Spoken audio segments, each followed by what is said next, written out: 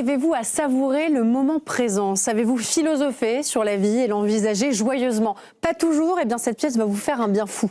Adaptée du roman de Charles Pépin, La Joie est un seul en scène philosophique, incarné par Olivier Rudavet, qui remonte sur les planches après un succès phénoménal. Il est sur le plateau de Bienvenue en Ile-de-France. On est ravis de vous avoir avec nous et vous êtes accompagné de Tristan Robin, le metteur en scène. Tout d'abord, bravo à tous les deux, messieurs, puisque c'est un succès génial. Et puis ça a déclenché donc une reprise et on s'en réjouit à chaque fois. J'ai envie d'attaquer dans le dur avec une question qui pourrait donner lieu finalement à un entretien philosophique, à une copie de bac. On planche pendant 4 heures. C'est quoi la joie? Ça, vous avez vu? Belle question. Je serais pas mal pour créer les copies de philo. Hein. Ouais. Alors moi, je dirais que la joie, c'est quelque chose qu'on n'attend pas mais qu'on accueille. Quelque chose qu'on ne recherche pas, comme on ne recherche pas l'amour.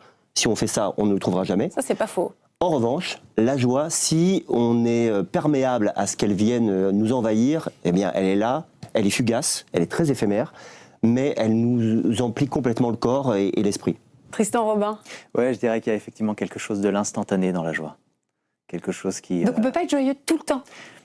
Ah non. Je pense que non, c'est un leurre. C'est impossible. Ouais. Non, je crois pas. Et c'est pas grave, justement. Non. Et la joie, c'est lutter contre l'adversité, c'est lutter contre les choses qui vont pas bien dans notre vie, et justement avoir ces petits moments de joie qui nous emplissent pleinement et qui nous rendent peut-être un petit peu heureux le temps de quelques instants au moins. On va parler donc de cette pièce qui est directement tirée, adaptée du roman de Charles Pépin. On va dire un mot peut-être de son auteur, philosophe, auteur de 3 romans, avec ce dernier roman, La Joie, qui est absolument génial. On parle souvent d'une revisite de l'étranger de Camus. On dresse des parallèles qui sont assez évidents quand on regarde l'histoire, évidemment. Une fiction à thèse, Solaro comme Meursault qui vient d'enterrer sa maman. Il tue un homme dans une rixe, il est jugé pour ça, puis condamné. Seule l'issue finalement diffère. Ça vous a touché, ce parallèle dans l'œuvre de Charles Pépin? Oui, bien sûr. C'est d'ailleurs quelque chose dont il ne se cache pas du tout. Hein. C'est librement inspiré. Il le revendique. Oui, absolument. Ah, c'est vraiment revendiqué. C'est son œuvre préférée de Camus, qu'il lit et relit chaque été, vraiment. Mais pourtant, c'est... Enfin, je comprends qu'on fasse cette comparaison. Elle est évidente et en effet, je viens de le démontrer. Mais je trouve qu'elle est unique aussi. Oui, parce que... C'est pour ça que ça me dérange, l'idée de la comparaison. Oui, je comprends ce que vous dites. Parce que c'est un travail à chaque fois qui est unique, c'est un travail d'écriture. Oui, c'est totalement contemporain, c'est ancré dans une autre réalité physique, une autre ville. Le personnage est quand même plus lumineux que Meursault, il est quand même plus dans la vitalité, dans quelque chose de... Il est plus peut-être disponible à la joie. Exactement, et plus ouvert à cette joie et à cette lumière et à l'émerveillement notamment de la nature qui le réjouit à chaque fois quand il y pense et quand il la regarde. Ce roman, vous en avez pensé quoi quand vous l'avez lu, quand vous l'avez relu? C'est vraiment un roman philosophique à proprement parler, dans le sens où ce qui m'a beaucoup plu dans ce roman, c'est qu'il ne cherche pas forcément à apporter des réponses, ou en tout cas la réponse qu'il nous apporte n'est pas forcément une réponse à laquelle on peut adhérer tout de suite. Et en ce sens, c'était une vraie immense matière pour une œuvre théâtrale. Oui, il n'y a pas de réponse, mais il n'y a que des questions.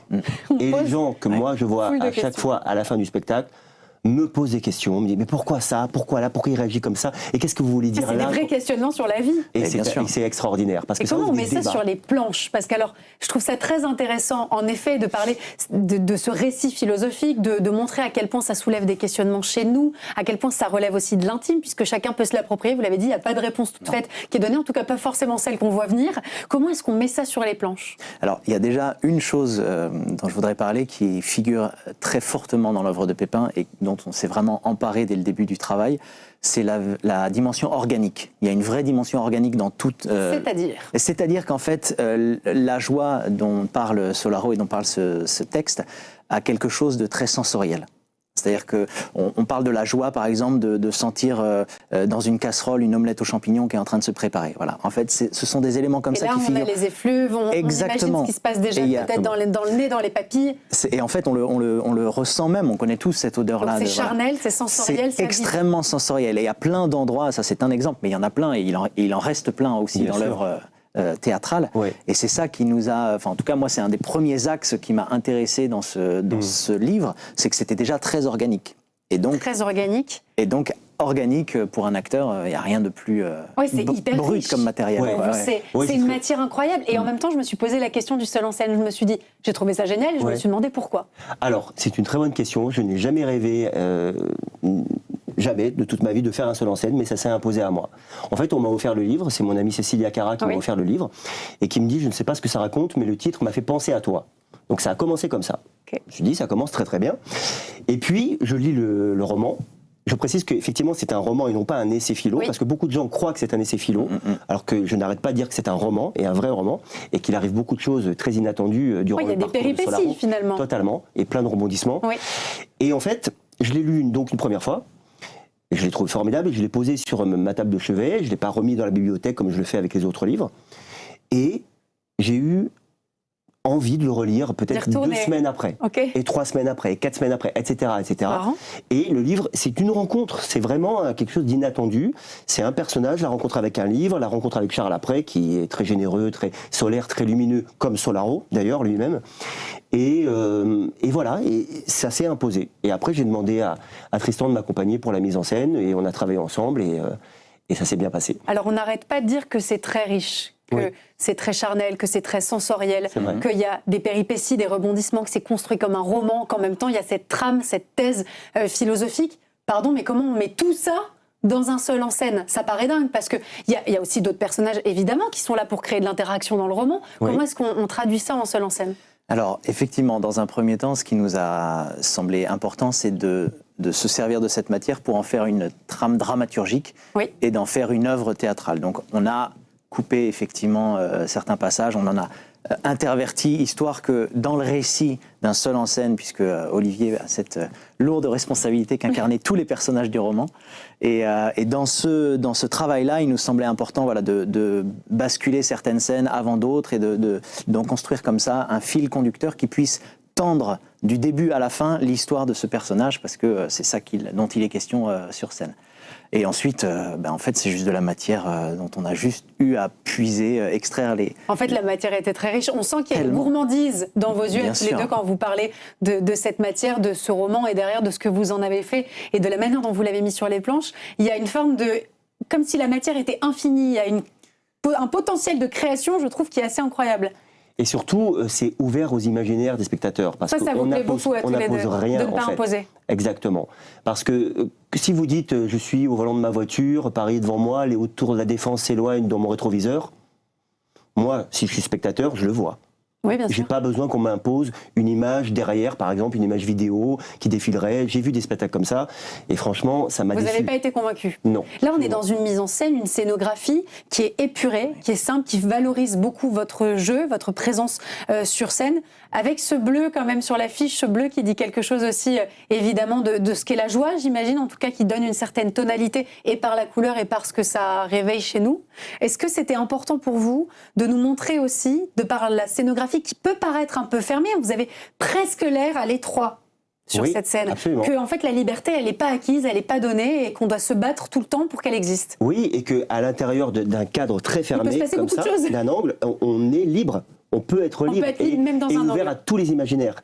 Et en fait, même si on est en prison, même si on est en asile psychiatrique, on peut être ouvert à tous les possibles et ne pas se sentir enfermé. Ça vous a amusé de jouer justement avec cette étroitesse ? En fait, ce qui nous a surtout intéressé, c'est de savoir d'où la parole parle. Parce qu'effectivement, quand on lit le roman, comme je l'expliquais juste avant, le déroulé des événements n'est pas forcément exactement dans le même ordre. Mais ce qui nous intéressait, nous, dans une œuvre théâtrale, c'est de savoir d'où la parole émerge pour cet acteur, pour ce personnage, sur scène, pour communiquer avec les autres personnes qui sont venues ce soir-là au théâtre. Et il nous semblait, enfin en tout cas dans ce travail de recherche qu'on a eu, il nous a semblé intéressant de partir de la fin de l'histoire, donc de cet endroit où Solaro est enfermé, dans cet asile où effectivement... C'est vrai qu'il y a l'essence finalement aussi de cette histoire et du questionnement philosophique. Exactement. J'aimerais qu'on regarde la bande-annonce ensemble et ensuite on continue évidemment à en discuter en plateau. Avec joie. J'observe devant mon pied une petite fleur violette éclose dans une fêlure du bitume. Comment a-t-elle fait pour arriver ici? Pour percer et croître? Échapper si longtemps aux pas et aux pneus? Cherchait-elle ce soleil qui me caresse le front? Et si je devenais aveugle? Aimerais-je autant ce monde si je cessais subitement de le voir? Que ne comprenez-vous pas, monsieur Solaro? Serais-je capable, comme on dit, de le sentir d'autant mieux que je ne pourrais plus le voir? Et si je devenais muet, sourd? Et qu'est-ce que je préférais, devenir aveugle ou muet? Monsieur Solaro, avez-vous quelque chose à ajouter?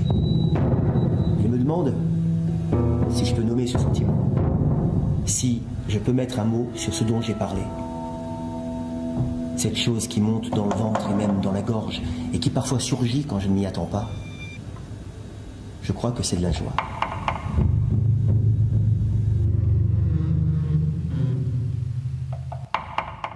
Et alors là, tout le monde est unanime sur le fait que vous avez une qualité de jeu incroyable, une manière d'exprimer des sensations, des émotions de manière immédiate.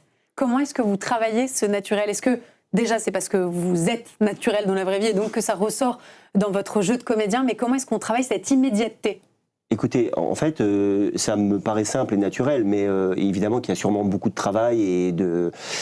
Maintenant, c'est très intégré dans le corps. Aussi. Ça fait partie de vous? Oui, totalement. Et j'ai fait des choses de plus en plus au fur et à mesure des représentations plus physiques, plus corporelles aussi, parce que Solaro est vraiment dans le corps aussi, et dans la jouissance du corps. J'avais notamment rajouté une séquence qui n'existait pas au tout début de footing. D'accord. Où Solaro s'émerveille de faire du footing sous la pluie. Quelqu'un va râler, va dire il y a des piétons partout, on peut pas. Et lui, cette pluie, ça le lave, ça le régénère, ça lui donne une force. Et il conclut en disant. Encore une fois, c'est très sensoriel, c'est ce que vous disiez tout à l'heure. Et il conclut en disant cette séquence, je la conclue en disant c'est bon d'avoir un corps. Ouais. Et ça résume aussi. Là encore, c'est très organique. C'est très organique. C'est vraiment la matière première de ce travail. Et je tiens quand même à dire que Olivier est un homme d'une extrême sensibilité. Ça en fait un acteur extrêmement sensible. C'est important pour. En tout cas, pour ce travail-là, c'était indispensable. Et c'est vrai qu'on a eu tout un travail de recherche sur ce qu'était la sensorialité. On a cherché à s'aider de subterfuges ou de techniques pour essayer d'accompagner ça, et en fait on en est vraiment revenu à l'essence, qui est ce corps organique sur scène et qui traverse toutes ces c'est ça. Et on a vraiment tout enlevé. C'est-à-dire au départ on a travaillé avec des accessoires, avec plein d'actions physiques. Et ensuite vous avez épuré au maximum. Je trouve que c'est une très bonne idée. Le rythme, lui, il est impeccable. Vous avez un débit incroyable qui est très galopant, mais en même temps c'est très serein. C'est-à-dire qu'on a le temps d'apprécier. Ça, c'est aussi très agréable pour le public, puisque derrière, évidemment, le public se pose beaucoup de questions. Vous l'avez dit tout à l'heure, il n'y a pas une interprétation du texte et de la pièce. J'aimerais comprendre ce qu'est la vôtre, finalement. Comment est-ce que vous interprétez la fin? Quelle est la morale, entre guillemets, pour vous, s'il y en a une, de la joie? Il n'y aura pas de morale, il y aura juste ce questionnement qui est propre à chacun et auquel chacun trouvera sa réponse, qui est, qu'est-ce que la joie pour soi, déjà, puisque ce ne sera pas la même réponse pour tout le monde. Et surtout, la question que soulève ce texte, c'est est-ce que la joie est compatible avec notre société? Et moi, je dirais, est-ce que Solaro est fou? Ou est-ce que c'est la société qui considère qu'il est fou? D'accord. C'est génial. Donc, en fait, vous passez de la joie à la folie. Exactement, oui. Et vous nous invitez à cette folie. Et puis c'est une folie généreuse, une folie qui accompagne, une folie qui dit venez avec moi, venez, je vous accompagne et je vous fais venir sur le chemin de Solaro. Merci beaucoup en tout cas pour cette générosité et puis pour ce très très très beau spectacle, cette adaptation du roman de Charles Pépin sur les planches du Petit Montparnasse, la joie. C'est au Grand Montparnasse. J'ai dit au Petit? C'était au Petit Montparnasse. C'était au Petit et maintenant c'est au Grand. Exactement. C'est au Grand jusqu'au 10 août. Ça c'est la vie et c'est une manière de se réjouir aussi. Jusqu'au 10 août, au Grand Montparnasse, excusez-moi, avec Olivier Ruiz-Davé sur scène. Merci beaucoup messieurs, c'était un plaisir de vous avoir sur le plateau.